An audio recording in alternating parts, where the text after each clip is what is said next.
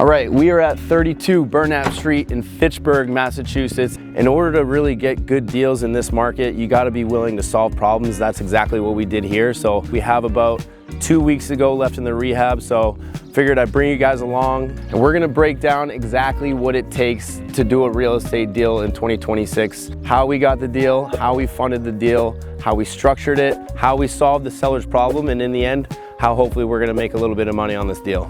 Come on in, we'll show you. How do we first even find these people to solve their problems in the first place? That's the first hurdle in any type of sales and marketing when it comes to real estate, is actually getting in front of the customers that you need to get in front of. So when it comes to our sales and marketing, we are really aggressive. So we mostly target pre-foreclosures, right? So these are people that are facing foreclosure or have an auction date coming up within, I would say, 30 to 60 days. We have access to all this information. It's public information, right? When we're marketing to these people, we market through various channels: ringless voicemail, text message, phone calls, and even door knocks. Luckily, we were able to get a hold of this person on a door knock. Now, a lot of people might ask, what is it do you say to these people when you get to the door?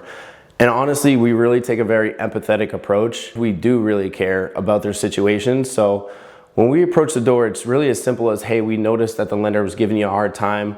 We would love to go over some options to see if we can help you save the home. Simple as that. This specific situation, the homeowner actually had some medical issues, and the husband of the homeowner recently lost his job. So they're in a really tight situation. So luckily we were able to get in front of them, provide them with a solution that will not only put money in their pocket at close, but put them in a position to where they can really restart their lives, put themselves in a better financial situation. And the best part is they're actually gonna be getting more money when we sell the home as well. We were able to do this by structuring this thing creatively. What we did is we actually took out the bank note and got all private money, which is not bank funded. So that means no bank, no credit check, no income verification. This is all funded by private money lenders that are gonna be getting a 15% return on their money. So what's great about this situation is we're not only helping the homeowners, we're also helping some of our private money lenders getting a return on their money that they wouldn't typically get in a stock market or a 401k. That means we had no bank, no credit, all funded by private money, and we were able to close in under 2 weeks. So that's one of the big advantages of solving problems and actually putting sellers in the position to succeed, is we were able to not only stop the sale, put them in a successful position, but now that we have this property that we're currently rehabbing and we're able to put back on the market for a new family to enjoy. So it really becomes a win-win for everybody, for the sellers, for us, and for the new homeowner. So we've talked about how we find these people, right? We talk about how we market to these people. Now, what a lot of people are always asking me is, what are the numbers on these deals? So I'm gonna break down the rough numbers on how much we bought it, our renovation budget, and hopefully what we're gonna sell it for. So on this deal in particular, we purchased it for $190,000, about $5,000 in closing costs, and we had a rehab budget of about $115,000. Now, anyone that's been in real estate understands that not every renovation goes according to plan, and this one definitely didn't. So we're gonna walk around, point out a little bit how the house looked before, how it looks now, what we've done to it. We got about 2 weeks until this thing's ready to go on the market. So you guys are gonna get a really good look at what an actual renovation looks like. And I'm just gonna go around and explain to you exactly what we did, what went well, what didn't go well, so you guys have a realistic expectation of what an actual rehab looks like. So we're in the kitchen now. As you can see, all brand new floors, brand new cabinets, brand new countertops. Appliances aren't here yet. They should be here in the next few days. But you'll see before, this place had a lot of work. So over in here, as you can see, this is gonna be a laundry room. We put the butcher block up here so you can fold the clothes. This was the laundry room before, so we decided to just keep it as the laundry room.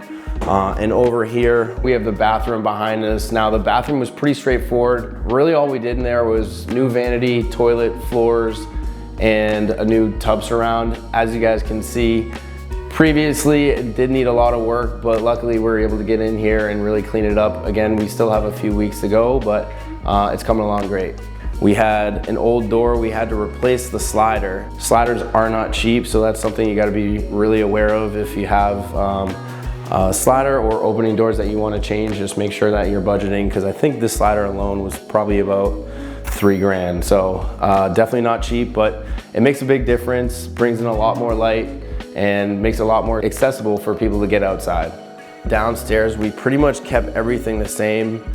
We did something a little bit different here than what we normally do. Typically we do very neutral colors, but this is kind of like an older colonial style home. So we decided to add the wainscoting, the blue walls, and we also added a little nook over here for wine or any dishes and stuff like that. Now, as you guys can see, these are all original floors.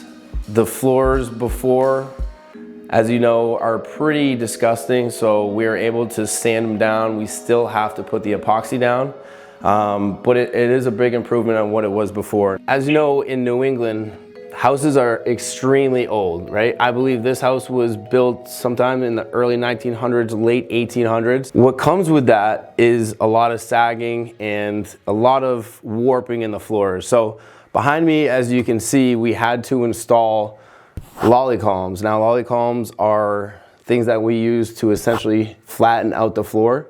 When we bought this house, this floor was really, really wavy. Over time, these homes do sag and they needed some support. So again, an added expense that you don't normally see in a renovation budget, but that comes with the territory. Not all renovations are gonna go smoothly. So always budget for at least 5 to 10% of your rehab budget for things that you can't see, miscellaneous things like you see behind me right here. Could we have maybe got away with leaving the floors a little wavy? Yes, but at the end of the day, we want to put the best product out there on the market to do right by the homeowners and the previous sellers to make sure that everyone's happy at the end of the day. So this room, again, we kind of just kept the same. This is the original living room. We're going to keep it as the original living room. Not too much going on in here. New paint, new outlets, new light fixture. Obviously, it's got the same hardwood throughout the first floor, so we did the same thing that we did in all the other rooms. We sanded it, now it's just ready for the final coat. But yeah, this room was pretty straightforward. Again, not every renovation, you have to go soup to nuts in every single room. It's really about maximizing the budget and trying to get the most out of what you have. Okay, here in the main hallway, about to take you upstairs to where the real magic of this project happened and where we really made the biggest changes. Like I was saying, the downstairs, we pretty much kept the same. The upstairs, we got a lot of new stuff going on, so follow me. This is where a lot of the changes were made, right? And so when you first came up here, as you guys can see, this was essentially just a bedroom. The space above the kitchen was completely blocked off. It was pretty much just a storage room at that point. So as you can see in here, what we did was we created a little hallway here. Now this is going to be a bathroom. We're still finishing up. I know it doesn't look like much right now. We have about another week or so. So this became a bathroom, and then over here you'll see we added another bedroom, kind of like study room.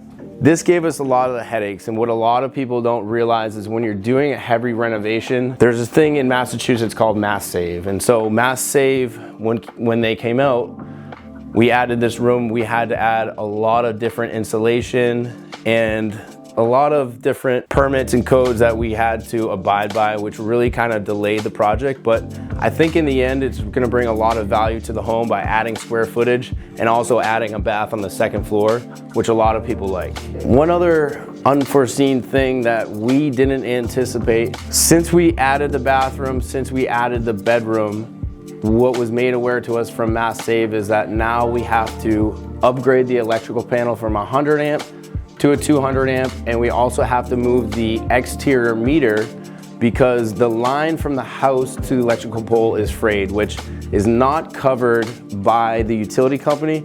It's actually covered by the homeowner. So that was another $10,000 to $12,000 that we didn't have in our budget that we now have to spend right here on this electrical panel. We have another bedroom here. Again, so this is above the living room. And then we also have one more bedroom over here, which I believe used to be the master, but now it's just a normal bedroom. And again, a lot of the bedrooms are pretty simple. It's just paint, new outlets and redoing the floors just to give it a fresh look. The majority of the renovation budget, again, was in the adding the bathroom and adding the bedroom. Floors, cabinets, countertops, those are like the big ticket items. But a lot of the times in renovations, it really comes down to, again, using the budget that you have to maximize the potential in the home.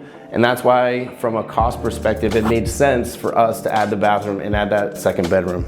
All right, so you've seen the full breakdown of the deal, from the marketing to the sales, to how we actually structured the deal, how we funded the deal, and a little bit about some of the challenges of doing an actual renovation in this market. Now, the most important takeaway from this video is not just the numbers, it's not just the marketing, but it's the overall thinking creatively and be able to provide solutions for people and solving problems. Now, if you would like to do this or you would like to tag along, we're gonna be coming out with a lot more videos, breaking down a bunch of deals start to finish, so you yourself can start doing what we're doing, helping people in real estate and making a profit at the same time. So follow along, you're not gonna wanna miss it.